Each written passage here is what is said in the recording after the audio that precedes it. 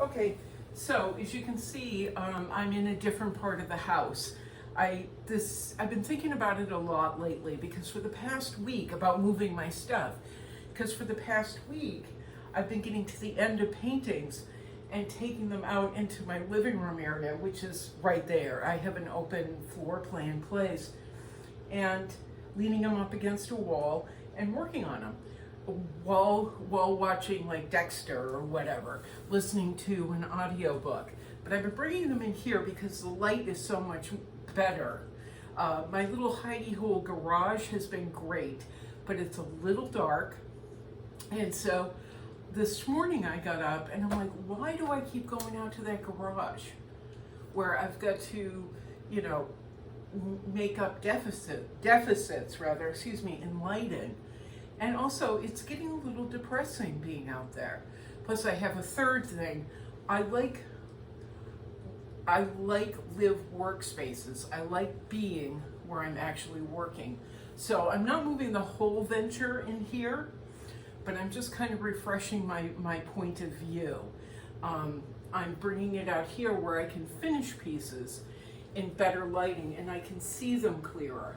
Like this particular doodad I called done. And then I brought it out here into the light and I went, it's not done. It was choppy.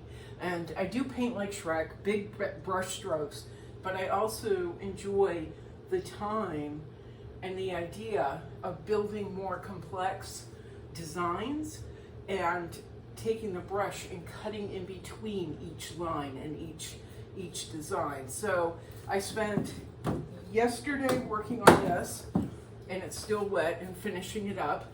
This is another abstract floral for this one particular project that I'm working on. This is one of four or five florals. This can be hung in any particular direction. The buyer of it can take it, hang it on a wall one way, and then get tired of it after a while. We all get tired of our surroundings, take it and turn it. Now, what I'm also doing in my florals as well as the figure work is using similar colors. The technique is always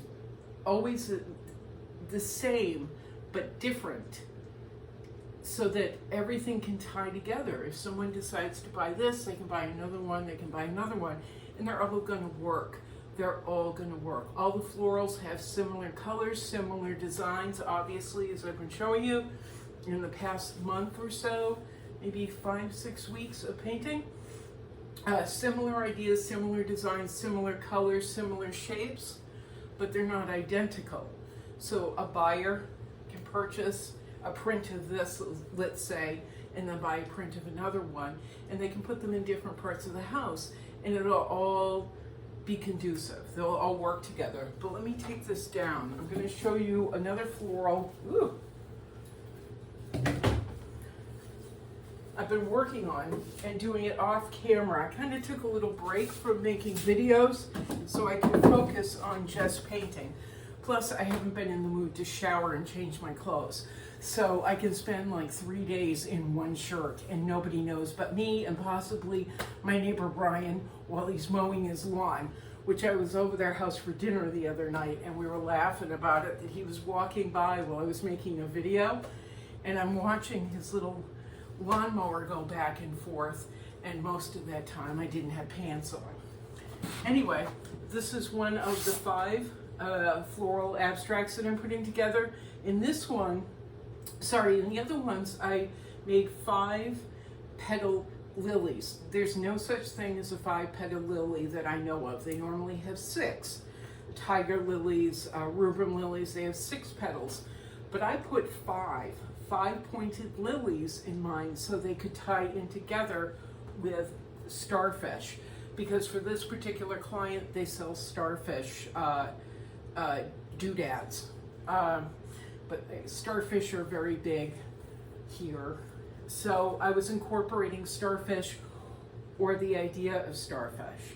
And the colors I'm using, like the ones that I just showed you, are for very particular reasons. They are to complement, they are to enhance, they are to convey the idea of other items that are being carried by this one particular client. So this one is comparatively much brighter than the one I just showed you, but that's to go with darker leathers, darker colors, or it could go with some of the bright blue items they carry, but without saying, hi, we're bright blue. You know, I think it'll work in several different areas as well, with brown items and gray items as well. So I've really got this client in mind while I'm doing it, everything that I'm doing, and their customers as well. So here's another abstract I'm working on. I'm getting about, I think I'm about halfway through, maybe 60% through. And again, this is one you can take and turn and turn and turn, or the client's customer can take and turn and turn and turn. And they'll have a refresh painting. They'll have a new painting whenever they turn it. And it will tie in with, say, the dark piece I just showed you. It'll just keep conveying the same ideas, the same painting techniques, the same lines over and over again throughout their house, but without being completely repetitive. Now, these girls, I have been fighting and fighting and fighting and fighting out in the garage studio with their faces.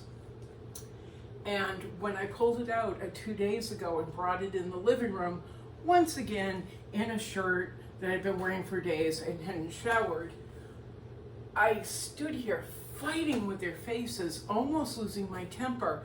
And then I realized I hadn't really lightened or I hadn't at all lightened their tail, or their mermaid tails.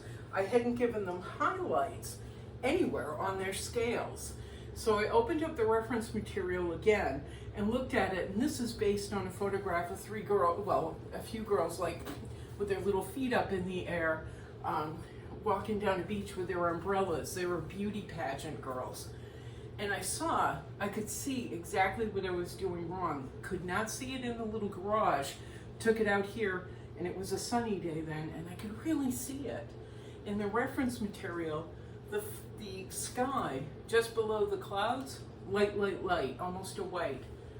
The water in the background, the ocean in the background, or the Gulf, wherever they are in the background, is actually a darker color. And then coming up front, this is light. So I kind of reversed it, and that's why this was not working. Actually, last night I went through and highlighted their umbrellas a little bit more. I've been out in the garage trying to do the detail around the umbrellas, the lace or whatever it is on the umbrellas, and it wasn't working. So I just made the decision this morning that I was just going to move out here. So I took almost a whole day to vacuum, sweep the floor, wash the floor, play with the furniture, move things around. Right now I'm feeling crowded. I don't like having a lot of things. I don't like having a lot of furniture. It's very distracting, but I think I can settle in comfortably. I've got my futon is now to my right. I'm pointing to it, so I can actually lay down when I need to and look at this instead of what I was doing, coming in from the garage and laying on the floor is actually what I've been doing.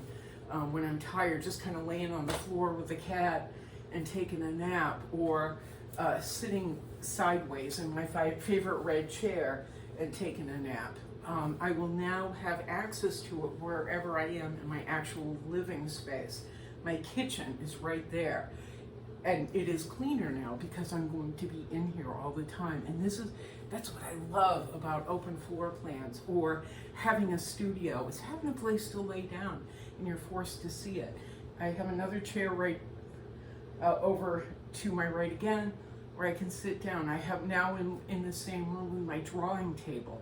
So it will be thinking about painting, thinking about art all the time, instead of keeping it totally separate from my life. It's an integral part. It is an integral part of me. So this will completely reflect it. Again, this room will just be for finishing paintings. It's not going to be for starting. I won't be spraying in here, spraying aerosols. That will be done out in the garage. The preliminary paint work will be done out in the garage, so I'm not making a mess. This is for finishing. Yeah, I didn't want to come out here because I don't want to get paint anywhere in this room. I'm one of those tenants that's like, you know, anal about stuff like that. So I've got to go get some plastic sheeting and hang it up, so I don't mar the walls. You'll see that I've got foam behind my easel, so I don't mar the walls. This girl too, I've been fighting with her face and not really able to see her clearly, but now I'm in a different space. I'll see her with refreshed eyes, and so I'm very excited to be painting in here.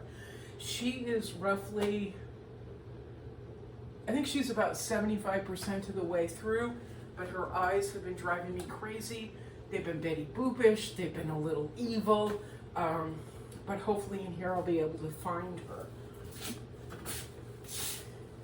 Then we've got one more mermaid that I'm finishing up, and hopefully I'll have this done in the next couple days. I don't know if you can actually see her well. There she is. Once again, was not really seeing the reference material, and I was trying to force colors and ideas that weren't working at all. So I completely muted her fishtail down, highlighted it almost correctly, still not quite there, and then I was going in and doing the water.